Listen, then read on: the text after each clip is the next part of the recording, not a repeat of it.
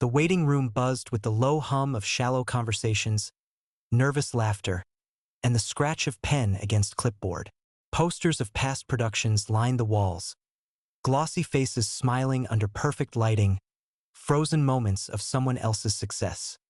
He sat in the corner, back straight, hands resting calmly on his knees, a man-shaped island in a sea of restless ambition. Around him, the other actors performed for each other before stepping into the real performance. Big voices, exaggerated gestures, hollow stories told too loud in the hopes someone important might overhear and be impressed. But no one looked at him. Not really. To them, he was just another face. Another nameless hopeful waiting for his minute under the fluorescent lights. Another dream that would flicker and die quietly when the call sheet posted names that weren't his. When his number was called, he rose smoothly, moving with the kind of quiet confidence that most mistook for resignation. The casting room was colder than the lobby. The air-conditioned chill prickled his skin as he stepped inside. A long table stretched before him. Behind it sat the gatekeepers. The casting agent, the assistant director, a producer scrolling absently through his phone. They didn't look up when he entered. Not immediately. When they finally did, the reaction was almost imperceptible. A flicker of disinterest, a slight tightening of a jawline, the click of a pen tapping against a clipboard. Another nobody. Another waste of time. "Slate, please," the casting agent said, voice already bored. He gave his name, his height, his agency. The words echoed dully off the sterile walls. The assistant director, a young man trying too hard to look important, cut him off halfway through the prepared sides. "Thanks," he said briskly, without inflection. "We'll let you know." He hadn't even finished the monologue. He stood there for a fraction of a second longer, the weight of the unspoken message pressing against him. "You're not famous enough. You're not worth our time." No matter the years of training, the endless hours spent refining craft, the small roles in projects that mattered deeply but didn't trend on social media. None of it meant anything to the people sitting behind that table. He collected his sides with quiet dignity, nodded once, and walked out without another word. The door clicked shut behind him, and just like that, he was erased from their minds. But he wasn't angry. Not anymore. He had felt the sting of dismissal too many times to waste his energy on it now. Instead, he felt something else blooming in his chest. A certainty sharper and stronger than anything they could have given him.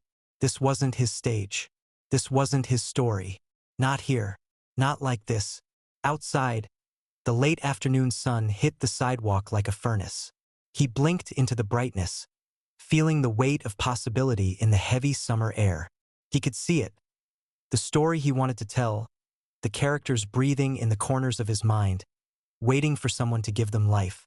The camera angles, the lighting, the music swelling under moments that meant something real. And he realized, standing there among the drifting traffic and indifferent pedestrians, that he didn't need their permission. He didn't need their validation. If they couldn't see him, that was their blindness to bear. Because he would no longer ask for a place at their table. He would build his own. It would be harder. It would take longer. It would demand everything he had. But when the lights finally came up, when the world finally turned its eyes to the story that only he could tell, they wouldn't be sitting behind tables anymore. They would be sitting in the audience. And they would remember the day they didn't see him, because he was about to make them see. Not as an audition, not as a hopeful, but as the director of a story too powerful to ignore. The coffee shop was small, tucked between a dry cleaner and a boarded-up bookstore. The kind of place where struggling writers, unpaid interns, and desperate dreamers came to barter their hopes for another hour of free Wi-Fi and cheap caffeine. He sat at a wobbly table in the corner, a battered laptop open before him, a half-finished cup of coffee cooling by his elbow. The screen glowed with a blank page. Not anymore. Now it pulsed with life, a story pouring out of him faster than his fingers could keep up, a story he had carried for years like a secret flame. Characters who didn't fit into polished studio molds. Scenes too raw, too human to survive a table full of marketing executives. Moments built from real bruises, real hope, real struggle, not the sanitized, predictable arcs green-lit by people who measured creativity against box office projections. He wrote until the coffee shop closed. He wrote in the back booth of a diner that never locked its doors. He wrote by streetlight, by sunrise, by the pale glow of a cracked phone screen when the power at his apartment went out again. Every scene he wrote was a step away from the people who said, "You're not enough." Every line of dialogue was a refusal to disappear. When the script was done, he printed a copy, holding it in his hands like something sacred, still warm from the machine. It wasn't perfect. It was better than that. It was real. He sent it out to everyone he could think of, agents he barely knew, directors he admired from afar, friends who might know someone who knew someone. Weeks passed. The rejections came fast. Too risky. Not marketable enough. No recognizable names attached. One email, the kind that tried to sound encouraging while twisting the knife, said bluntly, "Nobody wants stories like this anymore. Try writing something more commercial." He could have stopped there. He could have listened to the 1,000 voices whispering that dreams had to fit into neat, profitable boxes. But he had lived too long on the other side of those boxes. He knew better. So he changed tactics. If no one wanted to hear his vision, he would shout it loud enough that they couldn't ignore it. He borrowed cameras from friends who owed him favors. He begged actors from open mic nights and black box theaters, offering them nothing but passion and a promise. "This will matter. You will matter." They shot scenes in abandoned warehouses and borrowed apartments, lit by DIY rigs cobbled from hardware store scraps. They edited at kitchen tables, music stitched together from garage bands and royalty-free libraries. He worked 12, 16, 18-hour days, wearing every hat: director, editor, set dresser, sound tech, producer. He scraped together the money for permits, food, equipment rentals, every dollar stretched thinner than the last. He didn't sleep much. He didn't complain. Because he wasn't waiting anymore. He was building. Brick by stubborn brick. One evening, standing behind the camera in a freezing alley where the final scene would be shot, his actor trembling, the wind howling through the city canyons, he realized something profound. He was free. He had no executives breathing down his neck, no casting directors measuring him against impossible standards. Just a story. Just a camera. Just the unbreakable belief that someone, somewhere, needed to hear what he had to say. The final scene wrapped with no applause, no catering truck waiting around the corner, no big-budget safety net. Just exhausted smiles, claps on the back, and a feeling deep and real that they had created something no one else could have. He gathered the footage into his battered laptop, the files breathing in the dark like seeds waiting for spring. He didn't know what would come next. He didn't know who would listen. But he knew this. He had written the vision into existence. And whether the world was ready or not, the story would be told. Because he wasn't just dreaming of a role in someone else's movie. He was directing his own. And it had only just begun. The email had been short, polite, deceptively encouraging. "Congratulations. Your film has been accepted for screening at the City Lights Indie Festival. See you soon." It wasn't Sundance. It wasn't Cannes. It was a third-tier festival wedged between artisan candle stalls and food trucks in a dusty downtown lot. But to him, it felt like the first crack of sunlight after a long, cold winter. He printed flyers at the cheapest print shop he could find, each one slightly off-color but still shouting in bold type the title of the film that had cost him everything but his pride. He rehearsed the speech he might give if anyone, asked him about the story behind the camera. And on the day of the festival, he packed the battered laptop with the final cut under his arm, caught the early bus across town, and arrived 4 hours early, just to be sure nothing could go wrong. The festival grounds buzzed with the kind of chaotic energy only underfunded dreams could generate. Pop-up screens flapped in the wind. Projectors flickered against makeshift walls. Vendors shouted over each other, hawking tacos and artisanal lemonade. He found the tiny tent labeled "Emerging Voices," tucked between a compostable soap booth and a local punk band still tuning their guitars, and checked in with the volunteer running the screen schedule. The volunteer, barely out of high school and distracted by her phone, barely looked at him. "Slots at 5, she said, chewing gum loudly. "You'll have about 20 minutes before the next guy comes on." He nodded, heart pounding. As 5 o'clock crept closer, he set up the file, tested the projection, arranged a small row of plastic chairs. People drifted past, a few curious glances, a few polite nods. But no one stopped. The festival staff set up a loudspeakers tent 2 feet from his screening, blaring synth-heavy music over the flimsy projector speakers. A taco truck rumbled to life nearby, engines coughing diesel smoke into the warm air. By the time he stood next to the screen, ready to introduce his work, 3 people sat in the chairs. A man asleep with a taco balanced on his chest, a woman scrolling through her phone, and a boy who looked like he was only there to charge his devices. He cleared his throat, voice shaking only slightly. "Hi, thank you for being here. This is a story about finding a voice when no one listens, about not fitting into the spaces the world builds for you. I hope you enjoy." He pressed play. The film flickered to life, and the world went on around it, utterly unimpressed. The taco man snored. The woman on her phone chuckled at something on her screen. The punk band launched into a deafening cover of a song no one requested. When the final scene faded into black, the credits scrolling painstakingly up the cheap canvas screen, there was no applause, no questions, no interviews, just the low thrum of disinterest humming in the air. He packed up his laptop in silence, folding the screen down carefully, as if the story still deserved reverence even if no one else thought so. As he turned to leave, the volunteer waved at him distractedly, her phone never leaving her hand. "Better luck next time, dude. Better luck next time." The words hit harder than he expected, carving lines into his ribs he knew would take time to heal.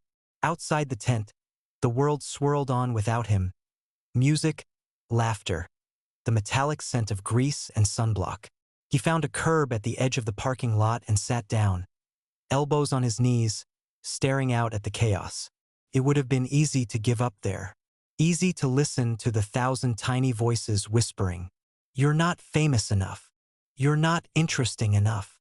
You're not enough." But sitting there, he realized something else. The world didn't owe him attention.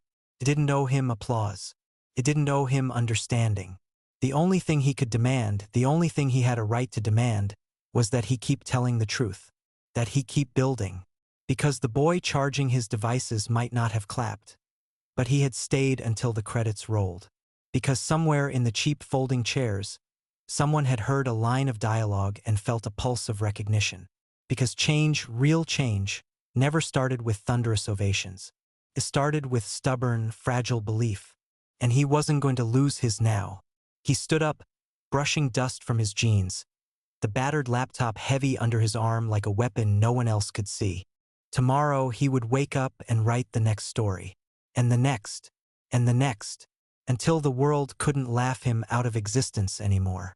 Until the cameras turned because they had no choice but to see him. Until he was not just a voice in the crowd, shouting to be heard. He would be the one holding the camera. The one calling action. The one they couldn't ignore. Because he wasn't chasing fame anymore. He was chasing truth. And the truth, he knew, always found its way into the light. He didn't submit the film to another festival. Not yet. He didn't have the money for entry fees or the patience for another polite rejection. Instead, he uploaded it. A rough cut. No marketing team. No PR push. Just a link, a thumbnail, a quiet message released into the chaos of the internet. He didn't expect anything. Maybe a few views, a handful of comments from friends, offering half-hearted encouragement. But something strange happened. The first comment came within an hour. Not from someone he knew, but from a stranger. "I've never seen a story like this. Thank you." Then another. "This hit harder than I expected. Where can I see more? Who made this?" The numbers ticked upward, slow at first, then surging like a tide pulled by a distant, unseen moon. Somewhere, somehow, the right person had shared the link. Maybe it was a blogger tired of the same polished narratives. Maybe it was a small YouTube channel hungry for something raw. Maybe it was just luck. But it didn't matter. Within days, the view count crossed into thousands. Then tens of thousands. He watched, stunned, as people began quoting lines from his script in comment sections, creating fan art, writing essays about what the story meant to them. They weren't asking what awards he had won. They weren't checking his resume or wondering if he was famous enough. They only cared about the truth he had captured in shaky frames and makeshift lighting. In one scene, a 2-minute shot of the protagonist sitting alone on a fire escape, breathing in the city like it was the last thing tethering him to hope, Something had broken through the noise. The frame had caught fire. Not literal flames, but something hotter, brighter, more enduring. Recognition. Someone started a thread on a popular indie film forum. Who is this guy? Why isn't Hollywood paying attention? Emails began to trickle into his inbox. Small production companies asking if he had scripts available. Agents offering to help him develop his next project. He responded to none of them immediately because he remembered the coffee shop, the folding chairs, the plastic smiles of people who had already decided he didn't matter. He didn't want their validation now. He wanted partners, co-conspirators, people who believed in building something, not just selling it. He met with a few, cautiously, carefully, sipping water at fancy cafes while executives in expensive jackets tried to translate what he had done into marketing buzzwords. Authentic grit, urban rawness, relatable struggle with commercial potential. They still didn't get it. Not really, until he met her.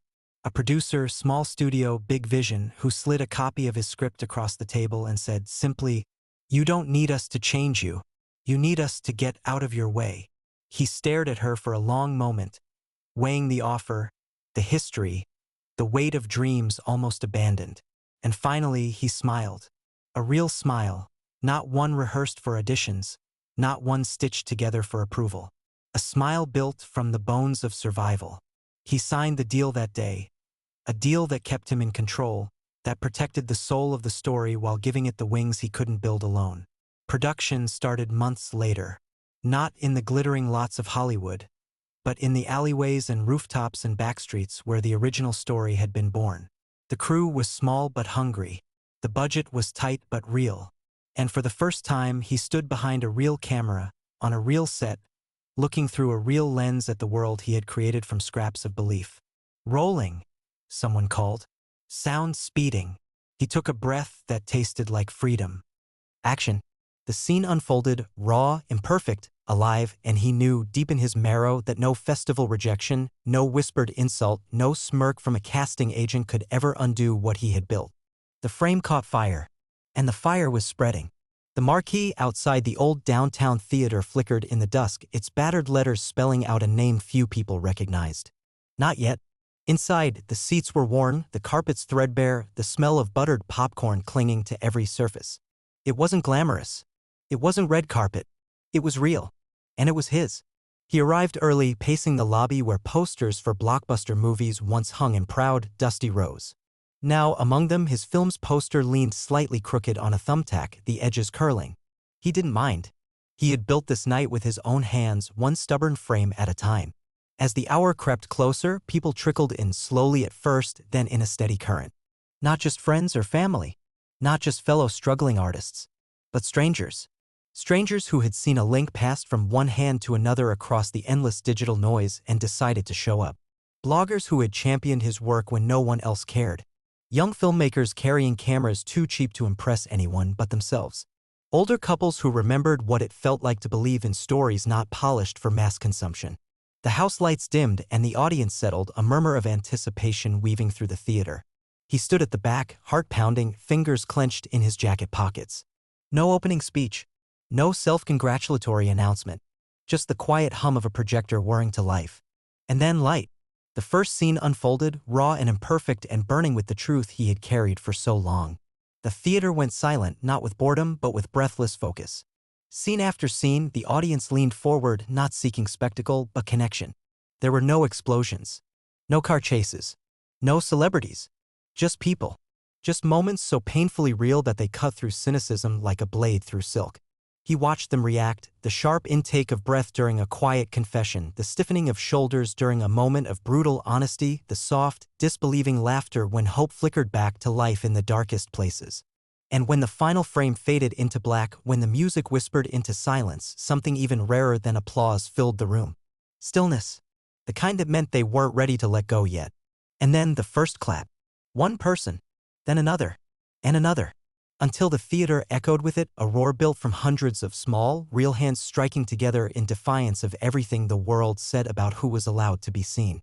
He stood frozen, overwhelmed, as people turned in their seats looking for him, craning their necks, trying to find the voice behind the story that had cracked their hearts open. Someone found him, a young woman, tears bright on her cheeks, and pointed. He shook his head slightly, overwhelmed by the magnitude of the moment. But it was too late. The wave rolled toward him, people coming forward not to demand autographs or selfies, but to say thank you. To tell him, voice after trembling voice, what the story had unlocked in them. He listened, stunned, as strangers described moments of their lives they had never spoken aloud before. Failures. Losses. Dreams they had folded away like old letters, believing the world had no use for them. And here they stood, in a dusty theater under a flickering marquee, resurrected. He stayed until the last thank you was spoken, the last hand was shaken, the last tear was brushed away. Long after the projectors cooled and the seats emptied, he sat alone in the back row, staring at the blank screen. He thought of every door slammed in his face. Every whispered not famous enough that had tried to bury him. He smiled, a real smile, tired and fierce and alive. This wasn't the end. It was the beginning. Because now the world wasn't asking, who does he think he is? They were asking, what will he do next? And for the first time in a long time, he didn't wonder if he deserved to answer. He knew he did. Because he wasn't standing on borrowed ground anymore. He had built his own. And there were more stories to tell. Stories the world didn't even know it was starving for yet. The offers came quickly after that night. Agents who had once ghosted his emails now flooded his inbox with promises. Production companies dangled budgets he had only dreamed of. Executives, slick in tailored suits, lined up to tell him how much they believed in his vision, as if belief could be conjured with a paycheck and a handshake. He listened. Politely. Patiently. And when the meetings ended, when the conference rooms emptied, he went home to his small apartment where the cracked ceiling leaked when it rained and the floor creaked with every step. He sat at the same kitchen table where he had written his first script. The same table he had nearly given up on 100 times.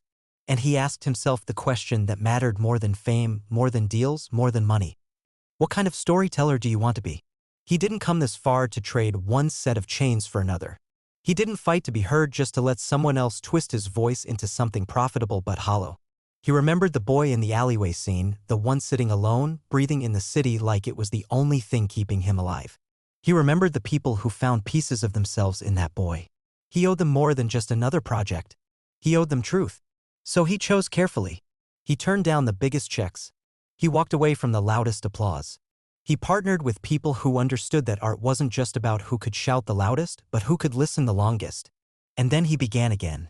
Not with a polished, studio-approved script tailored to demographics and test audiences, but with stories that scared him. Stories that pulled splinters from forgotten corners of life. Stories that weren't designed to sell but to survive. He wrote about the janitor who hid poetry under floorboards. About the teacher who taught one last lesson after the lights went out. About the immigrant woman who saved a town that didn't want her. Stories no one else thought were glamorous enough, loud enough, marketable enough. But they were his. And he knew, now more than ever, that stories like that were the ones that changed the world, not in blinding flashes, but in slow, stubborn revolutions. The awards came later. So did the magazine covers, the interviews, the film festivals that once rejected him now begging him to return as a keynote speaker. He accepted the honors gracefully, but he didn't build shrines to them. Because he knew the truth. The trophies would gather dust. The headlines would fade. But somewhere out there, a boy or a girl sitting alone in a small, forgotten town would find one of his films on a late night when they needed it most. And they would see themselves. Not as background noise. Not as footnotes. But as heroes in their own right. And maybe, just maybe, they would stand up the next morning a little taller, a little braver, a little more willing to write their own story into the world. That was the real prize. That was the real legacy. The world had told him, you're not famous enough. But he hadn't come here to be famous. He had come here to be heard. And now, the stories that once lived only inside his bones stretched across screens and cities and hearts. Stories only he could tell. Stories the world could never again pretend not to see.